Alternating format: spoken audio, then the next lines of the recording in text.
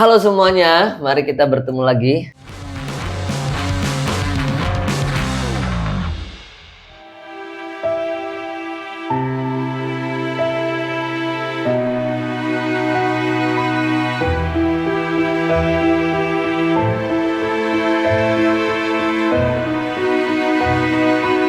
Kita mau lihat sekarang kan ada bencana alam yang berada di Sumatera, ya benar Mas Vicky ya? Ya, kita turut berbelasungkawa ya. Ya, kita turut berbelasungkawa dan semoga apa yang sudah ditakdirkan itu menjadi suatu hal yang kita menjadikan pelajaran ya teman-teman. Dan banjir di Sumatera ini menjadi suatu hal bencana alam besar juga Mas Vicky ya? Ya, cukup besar dari tahun-tahun terakhir, memang ini yang paling besar. Ini yang paling besar, dan katanya juga ada yang banyak mendiskusikan seperti para influencer dan lain-lain ya. Dan juga ada seperti founder dari Malaka Project, Ferry Wandi, mengumpulkan donasi untuk dia bisa menyuarakan suara rakyat dan benar-benar membantu warga-warga kita yang berada di Sumatera.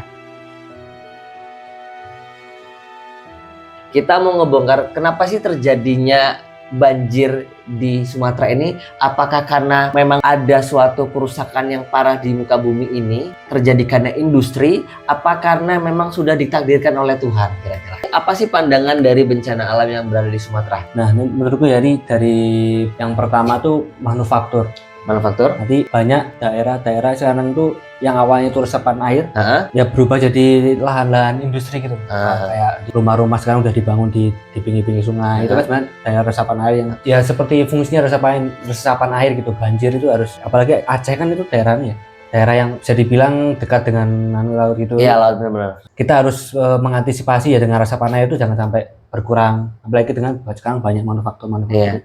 Intinya berarti kayak semacam ini ya Mas Vicky, ketika misalnya itu tempat udah menjadi tempat penyerapan air, jangan dipergunakan untuk hal-hal industri. Gitu kan ya. Nah, yang kedua itu mungkin dampak dari tambang. Kita tahu sendiri kalau di Sumatera itu kan banyak tambang-tambang pohon sawit. Iya, benar. Jadi mungkin ada dampak dari yang udah akumulasi berkepanjangan itu ya berkumpul di, misalnya ada satu bencana yang hujan besar kayak kemarin, salah satu faktornya ya bisa meluluh lantakan beberapa banyak wilayah gitu. Akbar ya Allah, astagfirullah ya Allah, tolong maju kami Tuhan.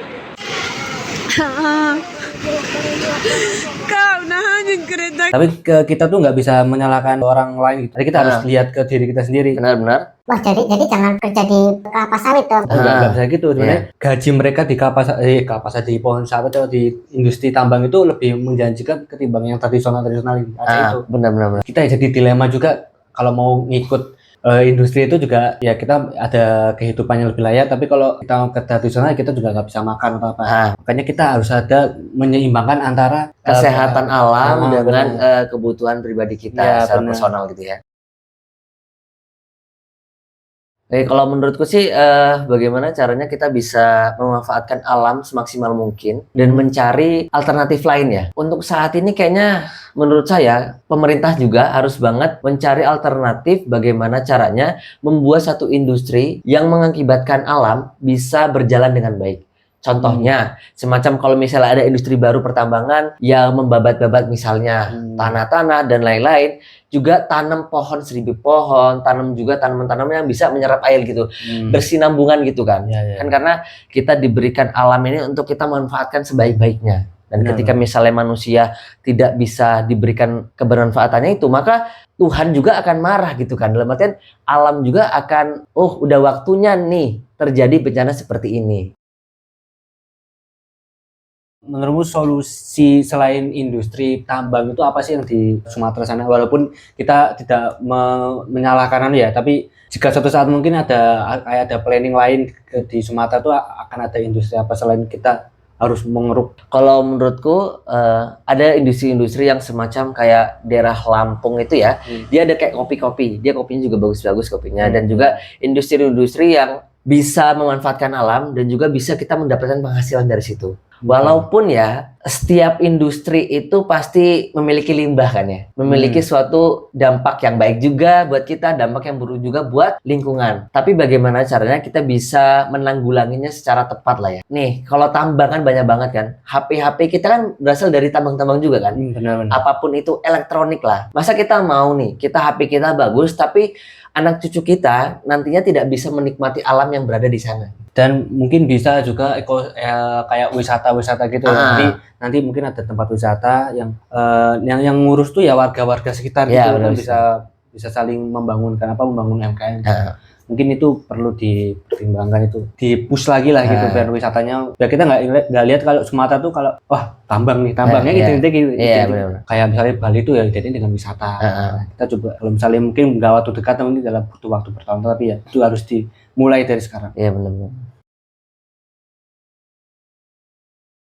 Berarti ada 3 alternatif ya Mas Vicky yang membuat kita tuh bisa memberikan keadaan alam menjadi baik. Ya, mencegah. Ya, mencegah ya. Berarti kan semacam kita memberikan resapan air yang terbaik untuk tumbuhan dan tidak memotong-motong sesuai dengan takaran dari yang berada di alam itu. Berarti kayak daerah resapan airnya tuh ya kalau misalnya di situ resapan air ya udah jangan diganggu gugat lah maksudnya semacam itu. Ketika kita punya industri nih, apapun industrinya, kita bisa menempatkan limbah-limbahnya itu sesuai dengan keadaan alam juga, dalam artian yang terbaik lah. Dan juga semacam kita bisa masyarakat Indonesia yang berada di Sumatera atau berada di Pulau Jawa itu bisa menanam pohon untuk keadaan Sumatera sekarang yang terkena banjir sekarang itu. Dan aku mungkin ngasih beberapa opsi industri ya kayak tadi yang pertama mungkin bisa wisata alam, dan warga-warganya bisa yang ngurus itu lah, UMKM-nya mungkin bisa meningkat.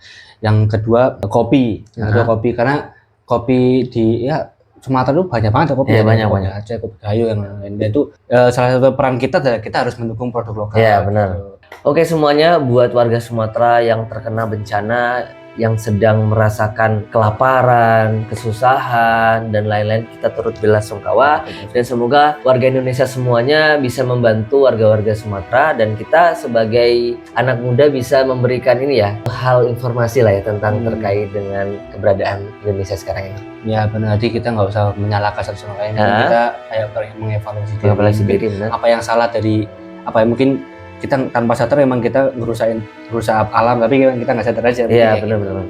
Thank you teman-teman semuanya.